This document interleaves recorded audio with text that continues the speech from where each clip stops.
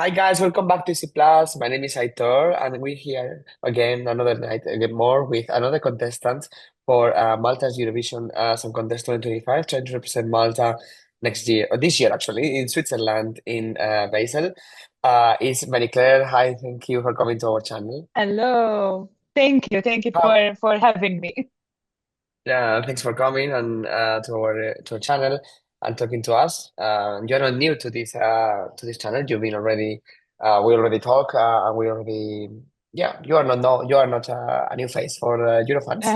So Yeah. before we start talking about your song this year, maybe introduce yourself for maybe some people that don't know you, but you were already taking part last year, and yeah, you can tell the story Yes, yes, yes. or your story in Eurovision and in music in general.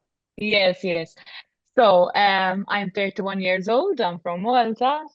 This is my third time trying out for Malta Eurovision. I've been in past editions in the 2023 and 2022. Um, yeah, I've been singing for 21 years. It's been a long time coming, so I've been working hard to come to this point, and finally, it, I believe it's my time now to show people what I've got. I got. Um, yeah, I work in the environment sector as my full-time job, but then my part-time job is basically singing and doing backing vocals for various artists here in Malta, various bands, various shows as well. So yeah, basically that's it in terms of my story. Yeah, nice. I mean, basically, you've been in the music industry for a long time, and you know Yeah, how it is to be on the stage and having all the eyes on you. So this year you're competing with the song Wildflower, yeah, which was written by yourself, Christina McGreen, which is already a known name in Malta yeah, because she represented Malta in Eurovision and already wrote so many songs for MESC in the previous years. And also Itamar, which is an amazing producer, a friend of mine who I know here from London. So you are really well, you were really well connected with yeah, these people, and you were really blessed to have this amazing team yes. behind this song. So tell us a little bit more about Wildflower and about the message you want to send with this song and how was the whole process. Yeah, so basically, the song was written in a songwriting camp, where I've known Christina because obviously she's from Malta and I've been following her career as well. And I met Itamar there as well in the songwriting camp. And as you said, I'm very grateful for both of them because I had this idea in my mind. I had this title in my mind, and I went there with what I want, and they helped me create this beautiful song for me.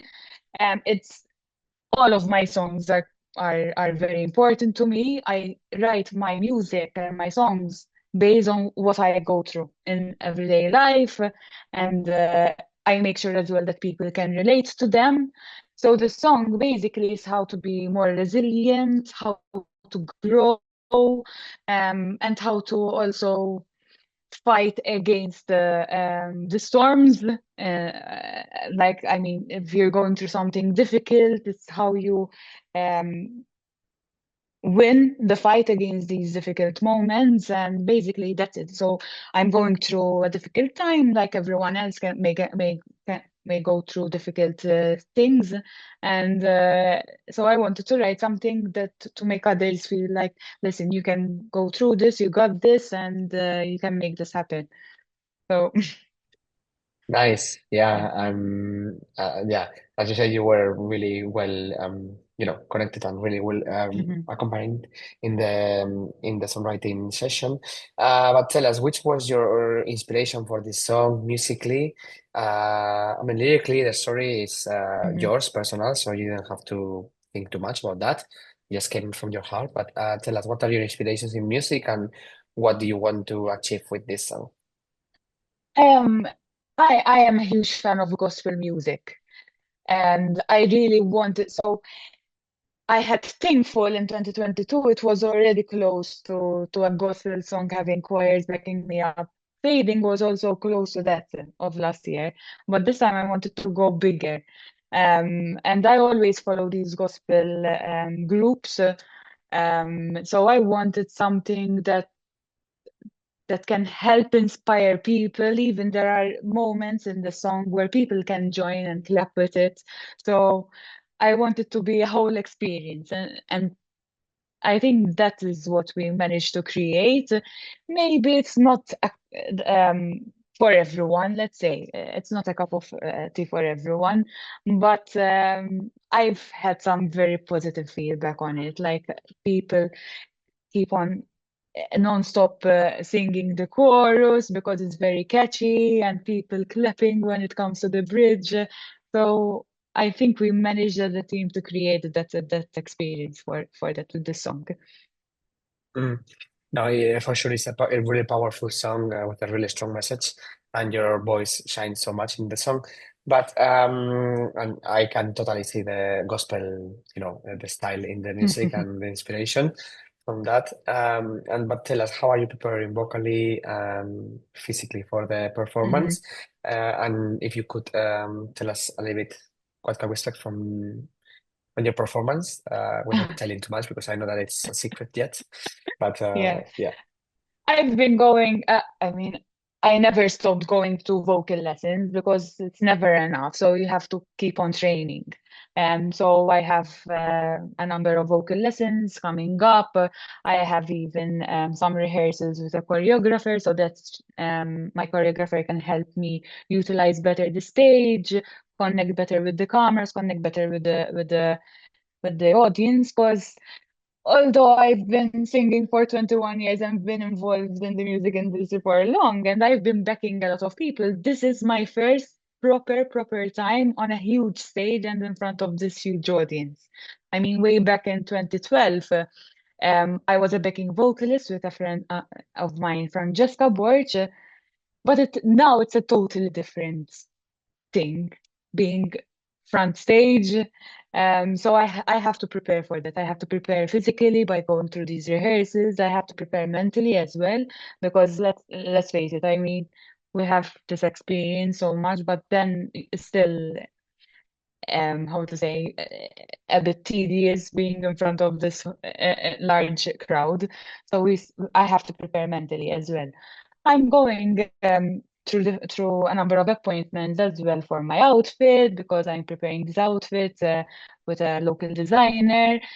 So yeah, I the the plan behind my entire performance is to be comfortable, um, and have people join me.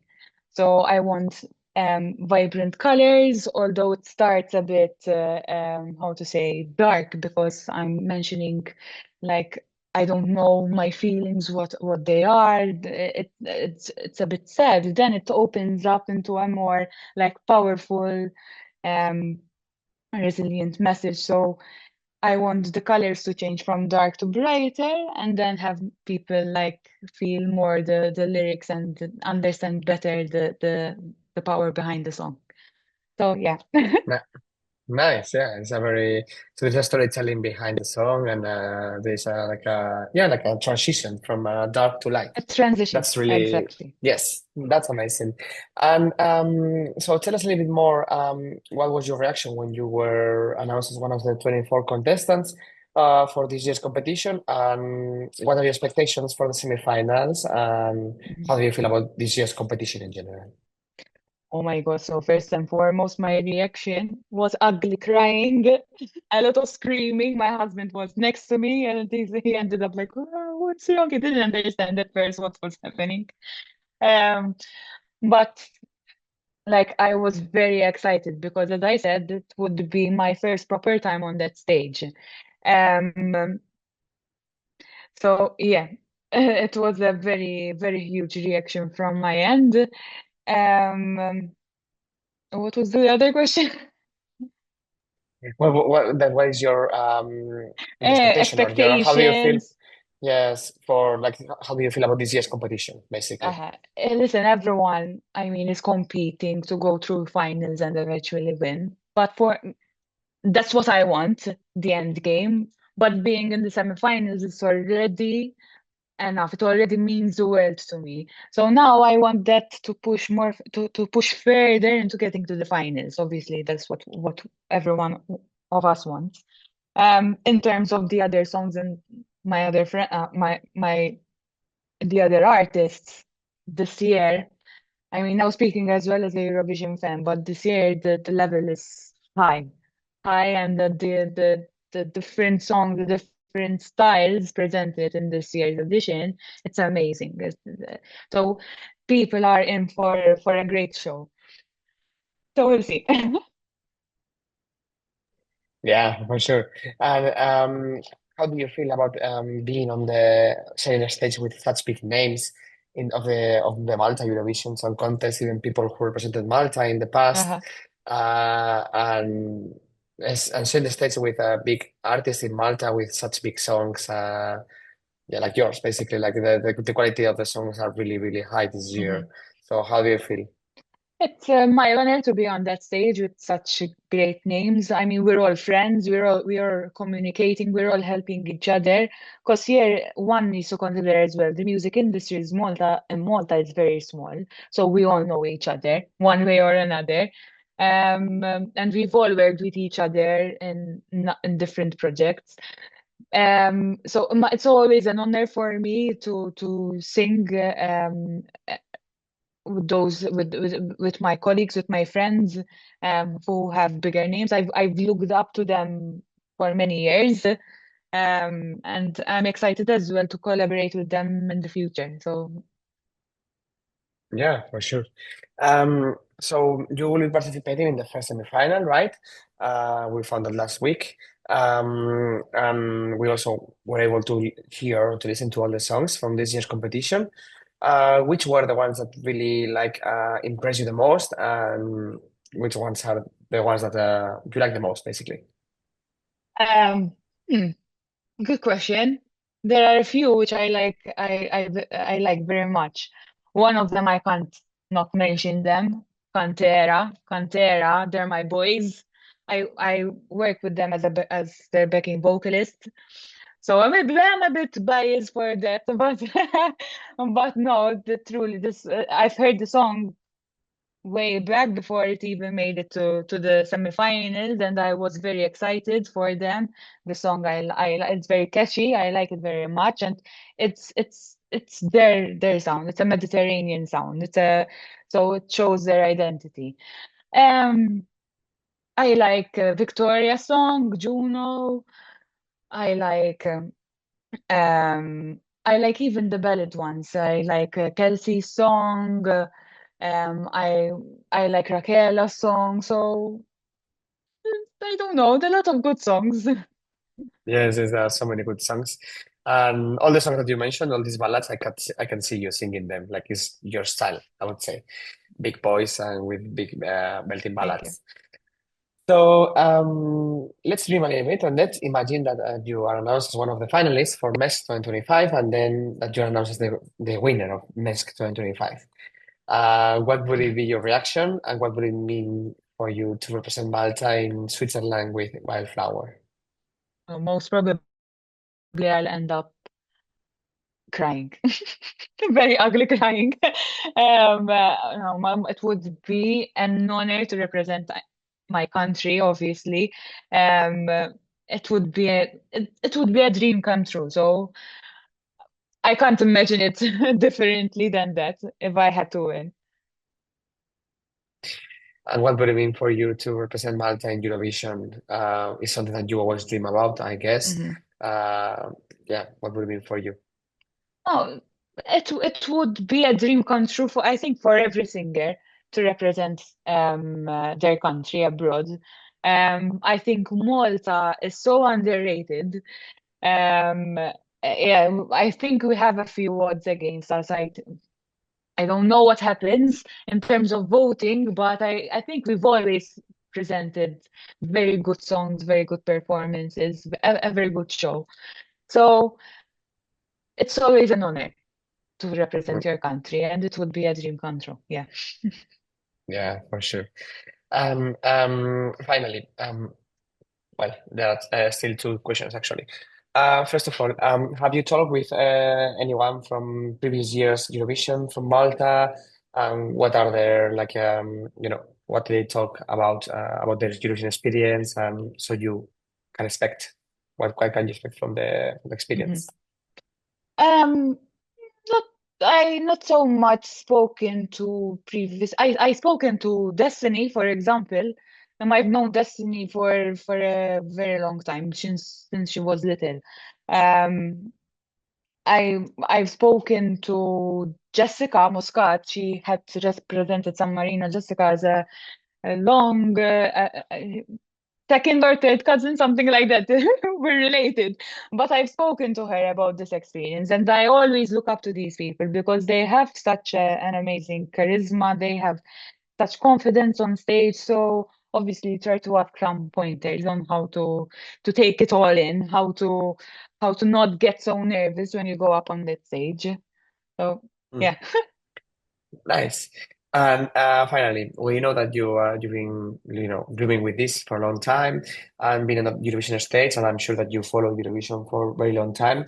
yeah. What are the songs that you that really are close to your heart and are really stuck in your mind from both Malta and outside Malta? Um, from Malta, I mean, last year's song, it's literally on loop every time because you keep on singing it, so it's very very catchy. Very catchy. Even from last year's